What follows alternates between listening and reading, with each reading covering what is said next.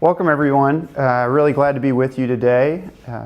My name is Tom Bannard. I work here at VCU. I work with the Rams in Recovery program. I'm an addictions counselor, but I also went back to school after working in the field for a while to get my MBA because I'm really interested in systems and how kind of on a larger scale we look at substance use in this country. And I think it's really important to understand substance use from a systems perspective as well. I won't talk a whole lot about that today. I really am interested in talking about parent engagement, which is an absolutely critical part of working with young adults who need to be in recovery or who are in recovery, is thinking about how do you address family systems.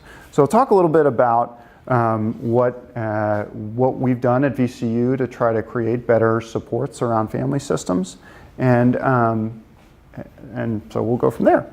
So like I said, I work with the Rams in Recovery program, which is the collegiate recovery program at VCU, and we are part of the Wellness Resource Center at VCU, and so we're really the public health arm at VCU, and I've been there for a couple of years. I worked in the community for a while at a residential recovery program here in Richmond. I always like to show this slide when I present because I think substance use is very personal, and it's very personal for me. This is my father, and my father is one of those wonderful people that I know, and really played an absolutely critical role in my journey. And one of the things that he did was, when I was at a really low point, he was able to look at me in a non-judgmental way and realize that I was more than what I had done. And so I think as addictions counselors, as counselors in general, one of the things we really forget sometimes is we forget that our empathy is our greatest tool. And for my father, he had a very hard time quitting smoking cigarettes. And he was really able to tap into that as I was struggling in my addiction to support me and to connect me. And this is a moment with my niece that I would have missed if I didn't find recovery. And I've been blessed to have a really engaged family in my recovery process. So it's part of why I believe in this so much. The other thing is that I love the hope that is in recovery. So this is a Rams in Recovery graduation ceremony, and there's just so much joy and hope that's possible when recovery happens. So just love to show that, because it's easy to forget about that, especially if you're often working with people in crises, if you're in a residential program, or you're just seeing the darker part of this disease. We've got to remember that recovery is really possible, and treatment is just a step along the way to recovery. After working in homeless services for a long time, I really came to this understanding that there's more to this than when you're working with family members than just kind of tough love. We've talked about tough love. And I think this is a really overused term, and we'll talk a little bit about a couple of more overused terms. But tough love without tangible care is just tough. It's not, you're missing the love part, you're really missing a really, really critical piece. Not to say that there aren't good reasons to have strong boundaries, but I think we really need to think about, are we providing a tangible level of care? Are we moving that person towards treatment? And that's really, when we're working with families, we're working to try to engage them in the best possible way to help their loved one move towards treatment and recovery. This is a book that I really like a lot by Jeff and Deborah J. that I give to family members as a tool. Because often we'll see, we have a couple of family education programs here in Richmond, and often families will get engaged 6 months, a year, 18 months before we're ever able to get their loved ones engaged in treatment. And the more work that families do, usually the faster that happens. And so this is a great resource. And another great resource is this book by Robert Myers called Get Your Loved Ones Sober, which is about CRAFT, community reinforcement and family training, which is just an awesome tool. And it's really, as far as I'm concerned, it's the best tool we have when we're trying to help families get their loved one into treatment. And a full discussion of CRAFT is really beyond what we're going to talk about here today. But this is a fabulous resource, and included in your materials you'll see some connected resources that are also about CRAFT that can be very helpful in really getting families positively engaged in the treatment process. So here's a little bit how I conceptualize how this works. And so one of the things we talk about with CRAFT is, if what you're doing is not working, change it. Make a change and see what happens. I think a lot of us are familiar with this saying, doing the same thing over and over and expecting different results is a definition of insanity.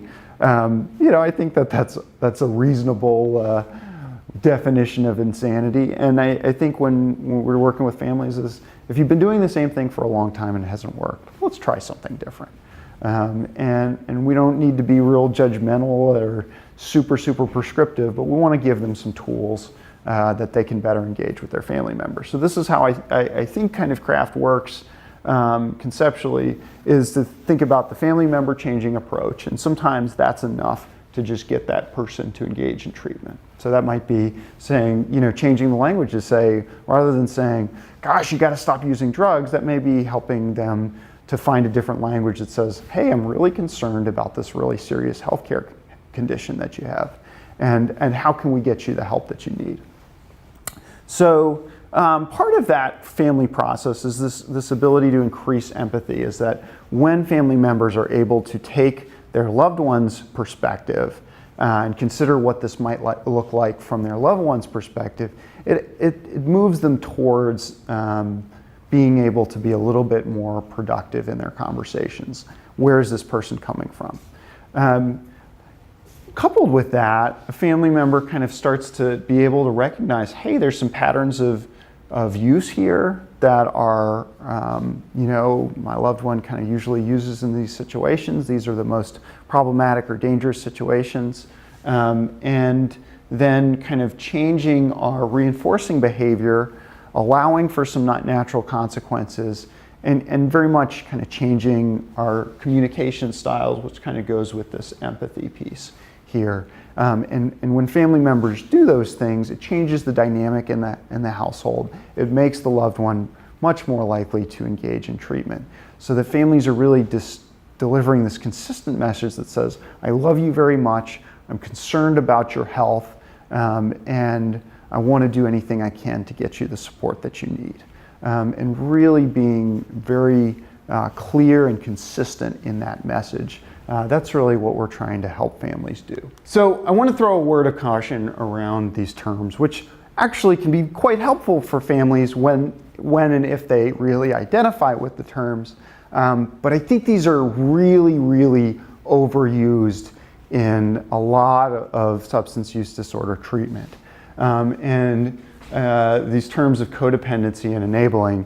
And my friend Tom Kimball from Texas Tech says about this that we really need to throw out these words that trauma and terrified are much better explanations of family members' behavior towards an addicted loved one. So I think we need to be really careful when we use these terms because we can, as clinicians, as professionals, we can very quickly label family members for just reacting in probably a pretty normal human way to their loved one's addiction. And a lot of the behaviors that our loved ones have are very reasonable. So if we have to do a definition, we have to make a definition of enabling. This is one that I kind of like, doing things for someone that they can do for themselves in a way that disempowers them. So it's not always a problem to do something for someone that they can do for themselves, but when we're disempowering someone, and so this is kind of the litmus test that I like to give families in terms of, is this an unhelpful behavior for me?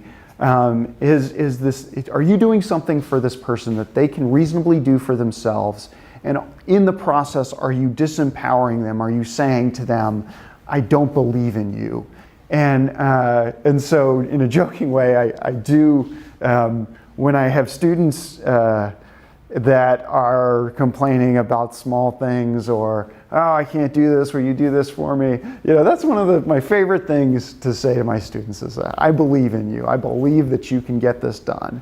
And, maybe that's helpful, maybe it's not. But to really say is that I want people in early recovery especially to find some empowerment, because in a lot of ways their addiction has robbed them of the agency in their lives. And so working with family members to think about ways in which they can empower their loved ones that struggle with a substance use disorder, I think is a really, really important thing.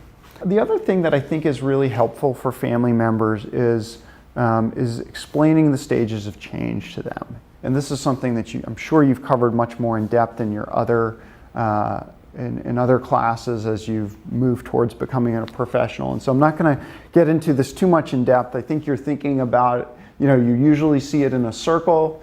I don't know if that's the best way to describe the process or not, but when I talk to families, I really talk to them about thinking about, how do we move your loved one this direction, right? And so that's why it's laid out in a more linear fashion here, though certainly people go back and forth between stages of change. But this is the idea that most people are ambivalent about most changes most of the time. And I think especially so with substance use, but probably true with many other behavioral change, I really like to think about the locus of motivation. That most of the time, early on in the change process, when we're in pre-contemplation and there's no intention to change that behavior, or contemplation where you're aware there's a problem, but you're really not making any moves towards this, which is a normal thing, especially for young adults, to be about their substance use. That external motivation is very, very helpful. And then as someone moves through that change process, there becomes increasing agency. And so this is what I really like to talk to families about is, can you identify where your loved one is in this process? Rather than focusing on kind of denial, which is a typical thing that families and that we as counselors focus on, really thinking about, okay, where's my loved one within this change process, and how might I move them towards that? So I want to give you some ideas about some things that you could do to work with families here. And when I think about moving from pre-contemplation, where there's no intention to change a behavior, to contemplation, where I'm thinking about, hey, there's a problem here, but there's not much action, I really like these ideas of decreasing desirability and practicing empathy. So decreasing desirability may be some consequences. And I think natural consequences are often a really, really helpful thing, not shielding someone from the natural consequences of their behavior, but also the ability to practice empathy. So working with family members to think about, okay, how can I be understanding without necessarily totally bailing my loved one out of this situation, having them understand that as an adult there's consequences for behavior. As we move forward to contemplation, moving someone from contemplation to preparation, and where there's a real intent to take action to address the problem, we want to provide some feedback and help family members to think about, okay, how can I provide feedback and how can I help my loved one clarify goals? I understand that that you really, really want to be a doctor. This is something that might come up in our conversations directly with the person that we're working with as well. You really want to be a doctor, but you're having a really hard time getting up for Friday morning class.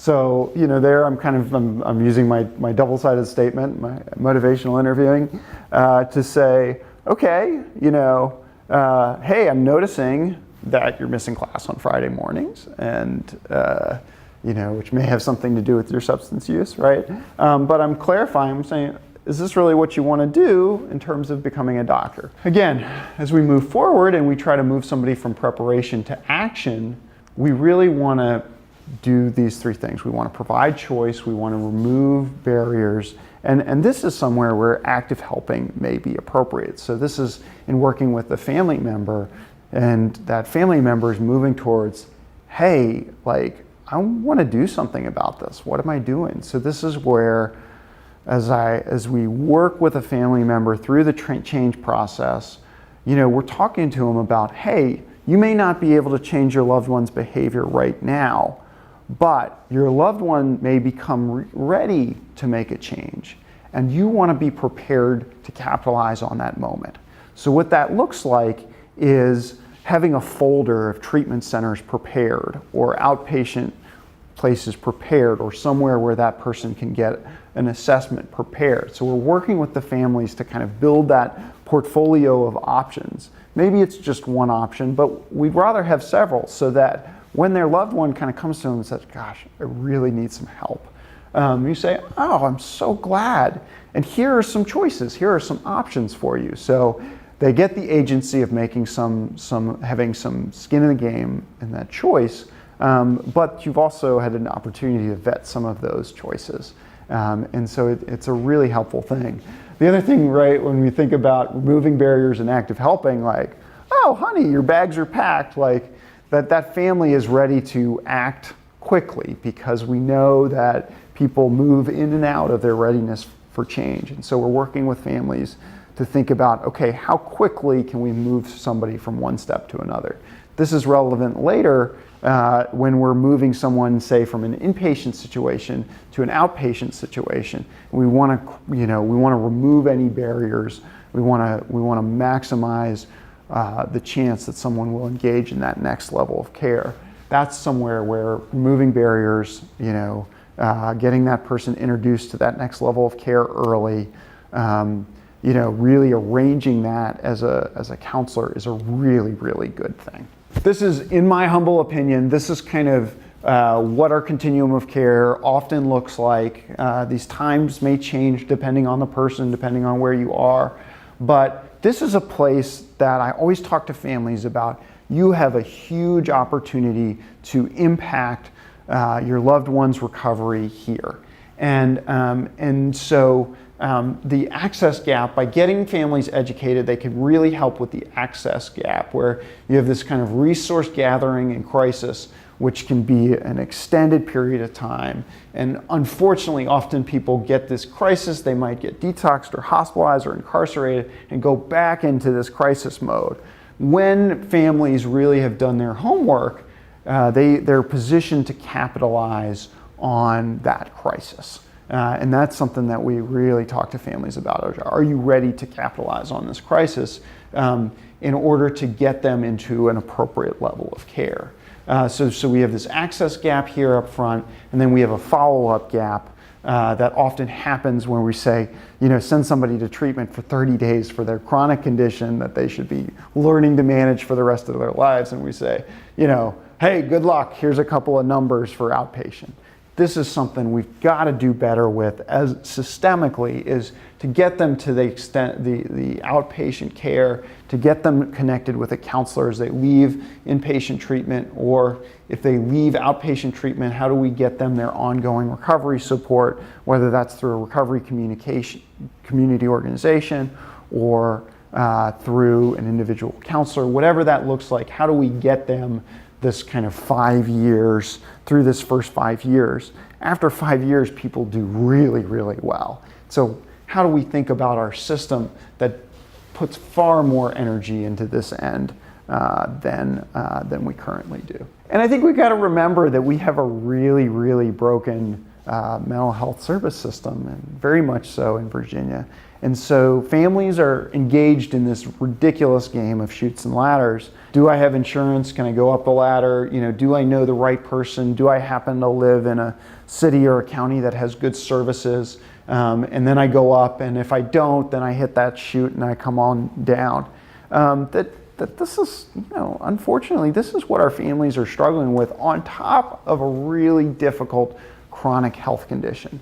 And so this is something I always think family members have a huge role in, is helping someone with a broken brain navigate these tricky systems. So that's it in terms of families. Feel free to contact me. I'd love to chat with you about family support, about collegiate recovery. At some point, as you all become thriving professionals in the field, we'd love to have you come present to our family education program, and really appreciate your time. Take care.